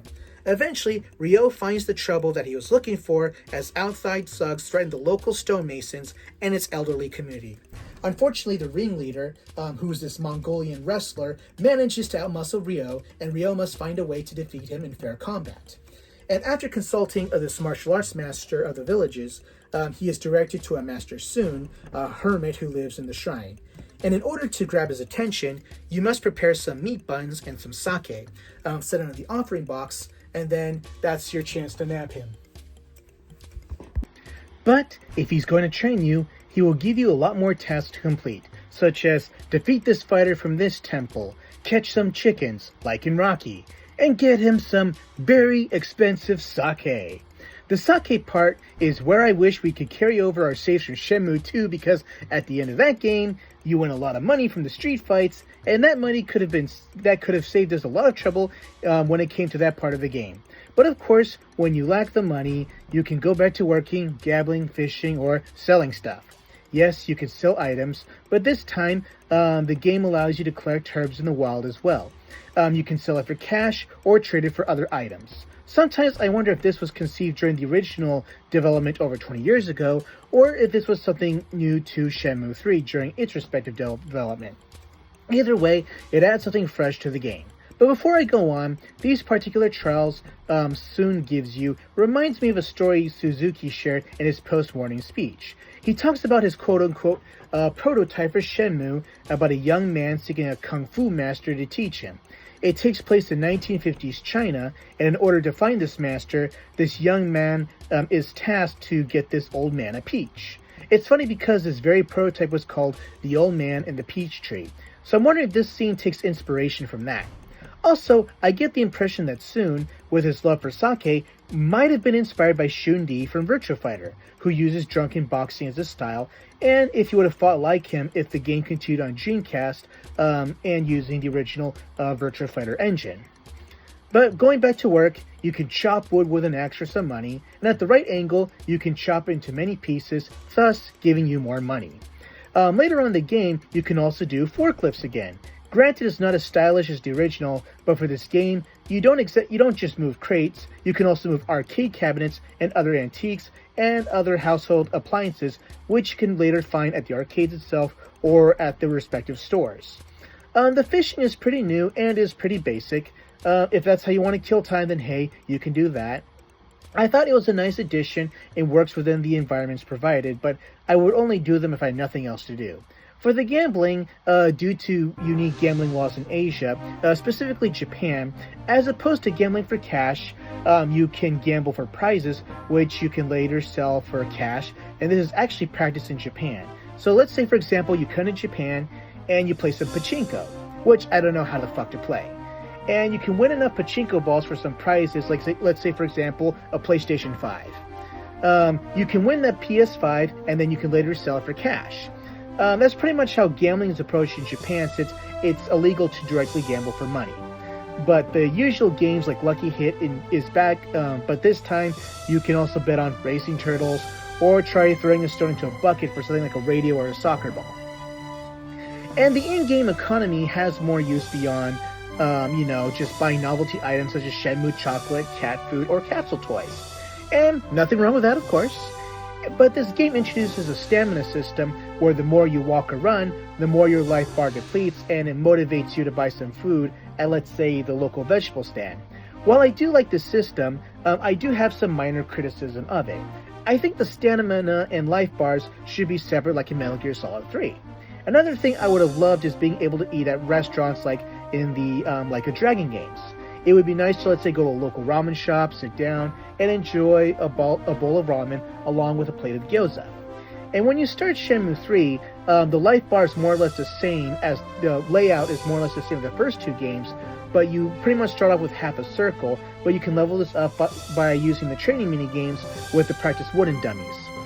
Granted, you can't use them like an actual Wing Chun wooden dummy, but instead, you use them to practice the one-inch punch, which was popularized by Bruce Lee, the horse stance, and rooster steps.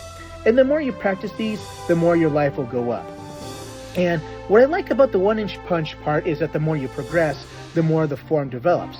Like when Ryo first starts out using the one-inch punch, he will chamber his hand all the way up to his armpit and throw the punch, but when he maxes the leveling out, he will throw the punch literally at 1 inch, which I think is a nice feature. The combat system is simplified, but thankfully, its training system allows you to get familiar with the moves, and the system, so when you're ready for actual combat, it'll just be another day at the office. Though I would love to have the Virtua Fighter system, still stay in tune, but with the notion that it was conceived as a Virtua Fighter RPG, but this was something that we had to make do with, and is still respectfully technical and not button mashing. I like how there's a block button now, and it does make some things easier. But I would have still preferred the technical approach of Virtua Fighter, and as we get back to Master Sun, who teaches us the body check technique, as stated before, this technique is actually used by Akira in Virtua Fighter, and as I played this part in the game, I could totally imagine being this an actual technique you can use in a free battle if we kept the Virtua Fighter engine.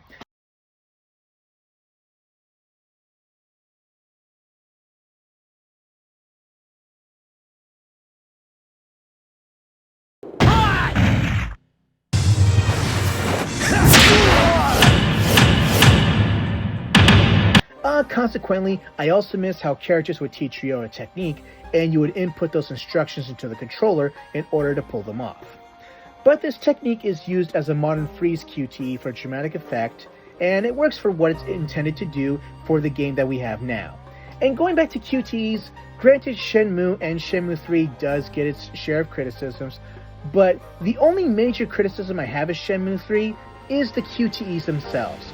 They are way too fast, and they're not as fun or dramatic as the original. They're kind of just like in the Like a Dragon games. They're pretty much presented like the QTEs in that respective series, but on meth, practically hard to react to them.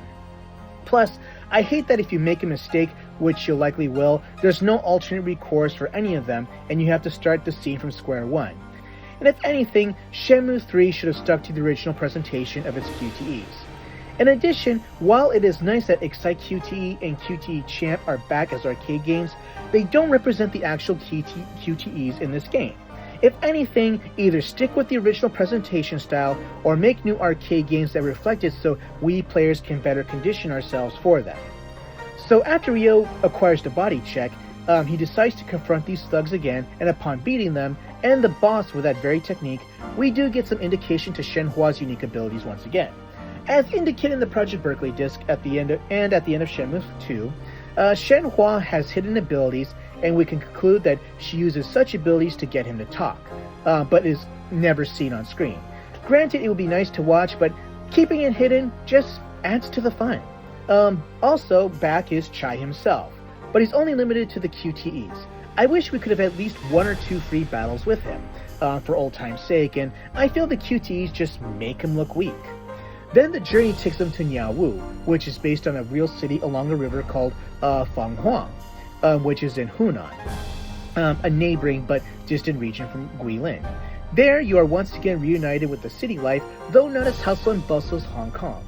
And before you go to bed, it's nice to have these conversations with Shenhua about how she's adjusting to the city since this is her first time out of her remote village.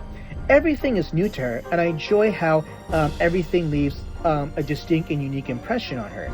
And to non-Chinese players such as me, you get to see a very different side of Chinese life that isn't exactly like, let's say, you would see in Beijing or Shanghai. It's a pretty sizable city, but filled with much more tradition, and yet not exactly as modern. However, you get an arcade, more gambling and shopping, and there's even a temple called Save Shenmue where you can see pictures of fans who donated the appropriate amount of money to the Kickstarter to be featured here. It also features artwork by Kenji Miyawaki, the character designer for Shenmue. And speaking of which, if you put one of the Shenmue 2 Dreamcast discs into a PC, you can find these very images. Also, if you put a Shenmue 1 Dreamcast disc into a PC, you'll be treated to some neat wallpaper. However, I don't own a disc drive for Blu-ray, so I don't know if putting the game into a PC if you would be given to some bonus goodies. I'm also wearing the Xbox version of Shenmue 2. You can unlock the manga that was published in a Sega magazine in Japan. One manga portrays that fight Ryo has against Chai on the boat ride to Hong Kong. Another manga has Shu Ying reminiscing on his brother, and you do get to see her brother interact with Niao Sun, who is finally introduced in this game.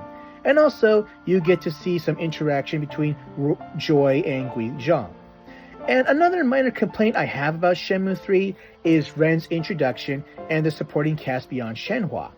it just felt rather underwhelming. You just show up and hey, there he is, and he just wants some yakisoba. And the relationship isn't given that much development until the end. Granted, you do have a unique supporting cast, but I think they could have been utilized better to make their inclusions at the end a lot more meaningful. And what I love most about Nyawu is the Rose Garden, where you participate in some street fights. The promoter is obviously based on the scout of the Chiyu men, and some of the opponents that Ryo faces in this gauntlet of martial arts experts will look rather familiar to you. This is the ultimate opportunity to make some money and to improve your skills.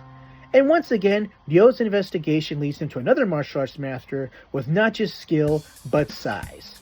And if anything, he kind of looks like Yuji Rohama from the Grappler Baki series, but uses a style that incorporates many unusual movements. And when Ryo is defeated by this fighter, he must once again consult with experts on how to defeat this new opponent. And upon consulting one expert at a shop about this style, he says he should learn a technique from Bajichuan. As it turns out, it's an extension of the body check he had already learned, this time called reverse body check. Thankfully, he finds another qualified master to help him, though his demands aren't as ridiculous as Sue's. Though he still has yet to truly master the technique, he has the foundation to pull it off. He once again goes back to the Red Snake's hideout to finally confront them, but instead finds the woman who he originally met on the boat. She tells Ryo that the Red Snakes have fled to another place and that they have also kidnapped Shenhua. In order to reach where they are, they have to get there by boat. And thankfully, Ryo knows the guy, and all the friends he made here are there to support him in his last fight, as they go on a boat ride to Kung Fu Island. Okay, not Kung Fu Island, but, you know, something close. To fight some fiendish Kung Fu masters and stop their Kung Fu treachery. So this last part is a long gauntlet of fiendish Kung Fu masters who stand in Ryo's way, and some of them also happen to be Kickstarter donators, which I thought was cool for these guys to be finally featured in. Also, you get another fight with Chai, which is more fan service, but I think a free battle would have served better here. And also along the way, you also learn the truth of the mysterious woman at the warehouse. As it turns out, she's Niao Sun, a leader of the Chiyu men, who for some reason also has some rivalry with Long Di. It's also interesting that her character was also featured in and there's a demo of her for the original Dreamcast. And for the longest time, I wanted to see her, and we get a rather surprising introduction of her. She seems to be a woman who wants to see the world burn. I hope when we get to the future games, we learn more about her, her motivations, and if there are any further internal conflicts within the Chiyu men and why they would exist. And finally, we are reunited with fiendish Kung Fu master Long Di. And before Ryo can get his hands on him, Long Di orders his 4 henchmen to fight Ryo. Ryo manages to beat three of them with ease, and Ren also beats one with a Miracle Croak-Up style head kick. And then, we finally get the moment we were waiting for. And that was to get a piece of fiendish Kung Fu master Long Di. And despite all the progress Ryo has made and all the opponents he has defeated, he is still no match for Long Di and his Kung Fu treachery. Every strike you throw, he will block with ease, and if he feels like it, he'll strike back at you with no mercy. And not only does he make Ryo and Ren look like white belts, he also makes them look like kindergartners taking their first martial arts lesson, and he's teaching them the hard way to the point that he makes Cobra Kai look like Koala Kai. And this is where I wanted to get into the mainstream criticism of Shenmue 3. I remember Super Eye Patch Wolf notoriously criticized this fight, and maybe I can understand why, and I can only speak for myself, and I have reasons why this presentation of this fight didn't really bother me. Go back to Shenmue 2 and the fights with Shu Ying. In those fights, you conditionally can't even lay a hit on her. In addition, he couldn't even hit a homeless old man in Shenmue 1 and another old guy who practices Tai Chi in the park every day. Plus, he couldn't even, lay a hand on the old fisherman who helped him learn the reverse body check. And he only got the reverse body check because he let him hit him with it, just so he could get a feel. And if Ryo can't beat those opponents, what makes you think he has a chance against Long Di? Though another YouTuber already gave his rebuttal to Super Eye Patch Wolf's idea of how the fight should have ended, I would like to give my own and expand on it. It all comes down to the old saying, styles make fights. What makes the body check and reverse body check work presentably is how Ryo uses his opponent's strength against them, and it works well against fighters who rely on aggression and their size and how they telegraph their punches. Londi, though bigger than Ryo, does not rely on aggression. Londi is largely a defensive-oriented fighter who shows restraint and yet powerful technique, and that's why the body check or reverse body check would not work against Londi. But I would like to give my ideal ending to the fight. Okay, so, props to Super Eye Patrol for storyboarding his idea for an ending to the fight, but I will physically demonstrate my idea of how Ryo should have ended the fight against Londi. Okay, so on this cutscene, this is a QTE. Londi, he finally gets a strike, but for some reason, Ryo, he manages to grab him by the arm, pull him in, but not a reverse body check. But with his wrist right here, he gets him under the armpit and dislocates his shoulder. And Londi, surprised and shocked. Then Ryo gets behind him like this, and then right behind his knee, he oblique kicks him, gets him down to his knee, and then he gets him behind the collar, and he tells him, "All right, this is for my father. Now you die, Londi." Ah! And right before he makes impact, he stops his strike right here before he hits his carotid artery. And then Londi in shock. He's just like, "Oh no, what's gonna happen now?" And then Ryo just grabs him by the nose and goes, "Honk!" Just like Mr. Miyagi did. So that's the way that fight should fucking end. Or another idea is he uses Terry Silver's Silver Bullet. Okay, so in addition to loving Black Dynamite, I love Karate Kid, and I love the Cobra Kai show. And upon filming this, I'm still pumped for the part 2 of season 2. And then they later learn from Shenhua's father where Londi is off to. And in order to get to their next destination, they must travel through the Great Wall, and that is where the story goes on. I'll admit, it is a more optimistic and, to me, a more satisfied ending than Shenmue 2 in that fucking cave. With the ending of Shenmue 3, I feel like we're going on a whole new journey, while I didn't feel that with Shenmue 2 where I got more of a feeling of mystery. There's just more questions. But enough of that, I'll get back to that later. And another criticism I would like to address I've seen throughout the community is that Shenmue 3 doesn't progress the story. I say it progresses the story no differently than the first 2 games did.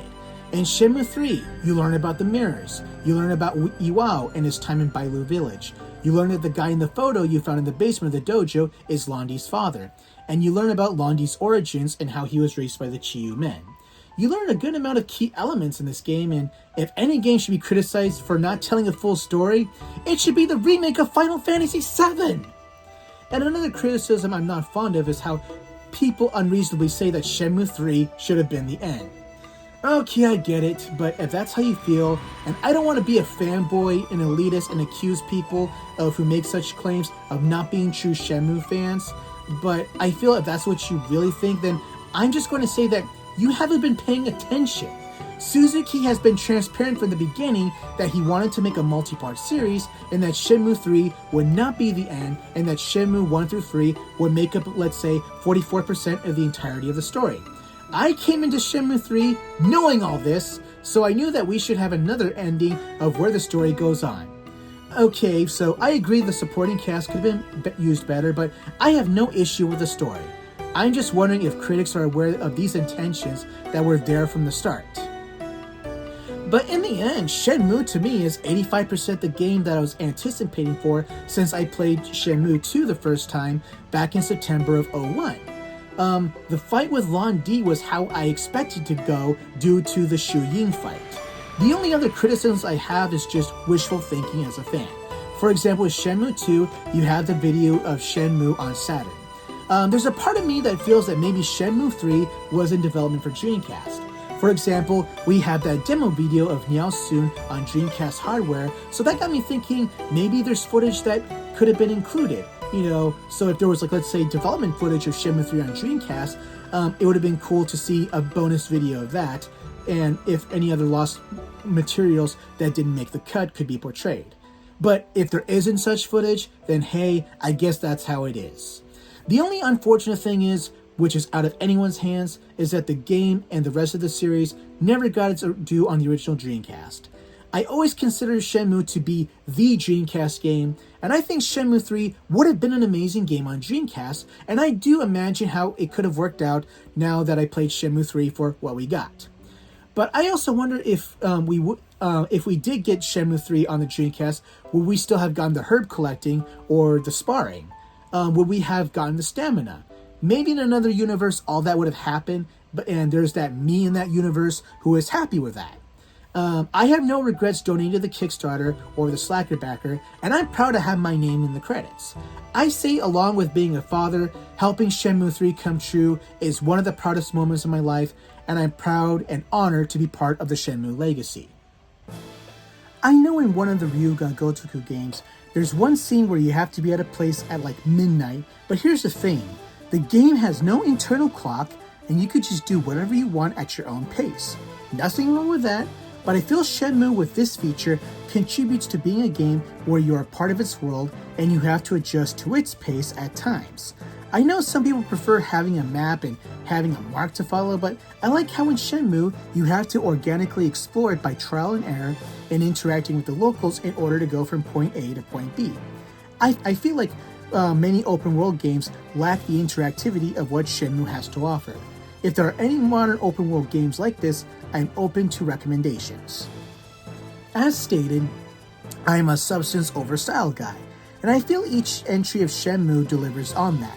Shenmue brings you to places and countries that people know, such as Japan and China, but to towns and cities that people would never know, such as Yokosuka, Guilin, and Fanghuang. I probably wouldn't have never heard of or be interested in these places if it weren't for Shenmue. And according to Suzuki, Shenmue 4 will take us to Luoyang, which is where the Old Man and the Peach Tree takes place. I know a lot of people want a Kiwami version of the original Shenmue games, and I think that'd be cool, but I'd rather have that until the entirety of Shenmue is done. We know a lot of corporate politics are the main obstacle in Shenmue 4 happening. Suzuki has been pitching around and wants to get it done. I'm sure it can happen, but with these things, especially independent projects, they do take time. Even between 2001 and the E3 2015, I always looked at the possibility of Shenmue 3 as a question of when as opposed to if. And I look at it the same way as Shenmue 4 and so on. It's just I never thought that a journey I started at 15 would still go on at 40. If the game ends when I'm at 60, I'll be there to play it. It's weird that Shenmue played a part in why I feel I just can't die yet. I need to know not just the ending, but it's not about the ending or the destination, but the journey itself. And it's not just wanting to see how the journey plays out that still keeps me attached to Shenmue after all these years, but also how my pre-existing interests that also attracted me to Shenmue are still there. I have pretty much lived the majority of my entire adult life in Japan. I still practice martial arts and still love martial arts cinema and combat sports. And I've been to Yokosuka a few times now and still hope to one day visit Hong Kong, Guilin, and Fanghuang, and also possible future Shenmue locations. I also hope to one day learn a bit of Bajichuan and some other styles of Kung Fu. And I'm glad that Shenmue is there that allows me to apply those interests and how Shenmue gives me interests that can also apply to my real life. And branching what I love about Shenmue being substance over style, it shows as opposed to tells. I don't like how in every first fight in a Yakuza game, you have to go through this tutorial. Its combat is much simpler than Shenmue's, and I'm not saying that's a bad thing. I feel it's a game you can easily acquire by button mashing and just playing on your own without that damn tutorial. I like how Shenmue internalizes the martial arts through how the characters teach you the moves and you have to interpret them into the controls, and that it has training for you to learn and develop on your own as opposed to, let's say, gaining points and then leveling you up in a level up scheme. I get that it works for, let's say, Yakuza, but I prefer what Shenmue has to offer. But I will once again state that I have come to love that series as well. It just took me a while to appreciate it. But what I love about Shenmue is its community it created. Through the community and its dedicated players, a lot of them are sharing things that we're learning for the first time in 20 years. For some players, they're discovering there's an instance where the cat is lost and you have to find it. For others, there's a secret code where Nozomi helps you fight Enoki and Nagashima at the park. And just recently, someone discovered an alternate scene of how Ryo meets Jong for the first time, and he's being held hostage. And in that scene, Ryo remembers the barbershop QTE. I think it's cool that after all these years, people in the community are discovering certain things and sharing it. The fact that Shenmue has all this content goes back to why I love it being a style over substance game. I feel that by quote-unquote modernizing Shenmue, it would become style over substance in my opinion. Ryuga Gotoku does a good job being 50-50, but I just wish a lot of the cutscenes in that game would have a lot more elaborate QTEs. And I can say for sure that Judgment and Lost Judgment, they definitely could have used them as well. I understand why people would call that series a successor to Shenmue, and they do so for the right reasons, and I do understand. And considering they're both Sega action games that take place in Japan, and that you could also enjoy Sega arcade games, but that's as far as they go in terms of comparing. Ryuga Gotoku lacks the interactivity that Shenmue offers amongst a lot of other qualities, which is why I don't ultimately see it that way. While the combat is fun, especially in Lost Judgment, I just get a kick out of the challenges that Shenmue's combat has to offer. And I do love the Japanese RPG elements of 7 and 8, but I'll make a video essay about that series for another time. And that will take me a lot of time by dissecting that as a whole. But for now, I guess we'll just have to wait for Shenmue 4. And if Suzuki wants to do another Kickstarter to make that happen, then I'm all in and ready. I feel that Shenmue as a series has yet to reach what its true potential is. I can see the arguments on how 3 were a few steps forward and back, but I feel some of those steps were made for, I wouldn't say for the right reasons, but just mostly because of the conditions Suzuki and his team were working in, and I know that when they get to 4, certain improvements and adjustments can and will be made. If possible, I prefer it if they keep the original presentations of the QTEs. As for what I want out of Shenmue 4 story-wise, though I know this is rather stereotypical of the martial arts genre, but it always works. But I would love to see a fully comprehensive training arc for Ryo. This is kind of more in anime. Yes, Ryo does pick up moves here and there, but I think he needs a dedicated training arc to help him physically and spiritually. Like, for example, he stays at some Shaolin temple and he meets a master who can help him with what he needs. This master can also have some understanding of Lan Di's fighting style, and he can help Ryo how to properly fight it. And another arc I would love to see is a tournament arc. In order to get to finish Kung Fu Master Lan Di, or maybe to develop his skills, Ryo, under the guidance of, let's say, some master, fights in a tournament like the Kumite from Bloodsport. I think winning a tournament helps put his name up there, maybe win some money and honor, and it gets him a little closer to, let's say, have Lan Di taken more seriously as a worthy opponent. But I say in this tournament, Ryo has to fight someone high within the Chiyu men, or maybe have a fighting style akin to Lan Di, but not at the same level of skill as him. And Ryo can make a statement by beating such opponent in, let's say, the finals. So, should the fights be in an open mat, in a cage, or there should be some other gimmicks to it like board breaking or katas? I think developing this aspect of the martial arts in Shenmue would make it pretty cool. So, those are some of the things I would want for Shenmue 4 or another Shenmue installment. But, yeah. Thank you for watching and listening up until now. I know I dissected a lot. I shared the story of Shenmue itself and my personal journey along with it. It kind of brought me to where I am in life. And I feel without Shenmue, maybe I wouldn't be where I am. But I think I would. But Shenmue, we can only live in the reality that we live in. And Shenmue played a big part in where I am now in life. So that's why I always find myself going back to it.